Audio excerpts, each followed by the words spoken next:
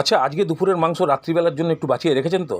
তাহলে এরকম একটা সফট আর লেয়ারওয়ালা পরোটা দিয়ে খেয়ে দেখুন, হেভি লাগবে। তাহলে পরিমাণ মতো ময়দা নিয়ে নুন, 1 চামচ চিনি গুঁড়ো, হালকা গরম জল, রিফাইন তেল 3-4 চামচ আর একটা ডিম, এগুলোকে দিয়ে ভালো করে মাখিয়ে একটা নরম ডো তৈরি করে ভিজে কাপড় দিয়ে ঢাকনা দিয়ে রাখুন 15 মিনিট।